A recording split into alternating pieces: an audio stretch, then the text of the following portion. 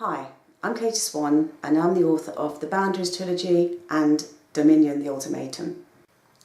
Dominion the Ultimatum is the first book of a new series. Dominion is a hotel. It's a BDSM themed hotel run by Marco Alessi, a big bad dom but with a heart of gold. The Ultimatum, the first, is probably a bit more intense than the rest because it explores the DS dynamic within a troubled marriage. Frankie and Jake have got a lot of stuff to work out. They're on the verge of divorce. And in a desperate bid to save his marriage, Jake offers Frankie an ultimatum. She either goes with him to this hotel for the weekend, or that's it, it's over. She does agree, because she wants to save the marriage, but she's convinced she's not submissive anymore.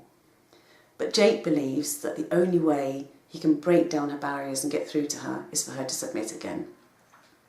He doesn't use the BDSM to save his marriage, but he uses it to break down the barriers.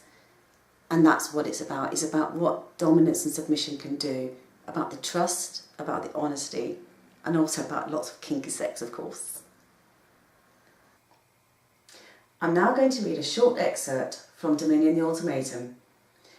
It's the very beginning of the story. Frankie's agreed to submit, and she's just come out of the shower.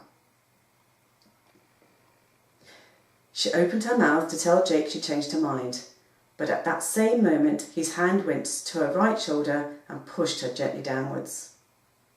"Kneel," he murmured. Why did her knees turn to jelly at his command? Despite her intentions to tell him she changed her mind, she couldn't ignore the growing need between her legs that had intensified unbearably on hearing Jake order her to kneel. She didn't suppose it would hurt to play along for a little while though, so, with her heart hammering, she decided to obey him. "Look at me." Heat burned her face as she slowly raised her head and looked into his eyes.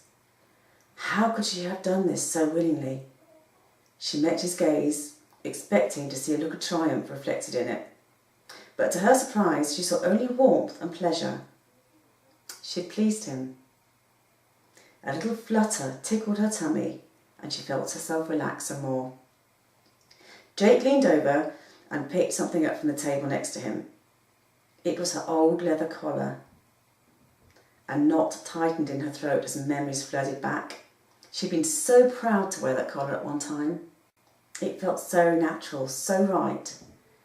When the collar was secured, she let go of her hair and waited for Jake to allow her to stand again.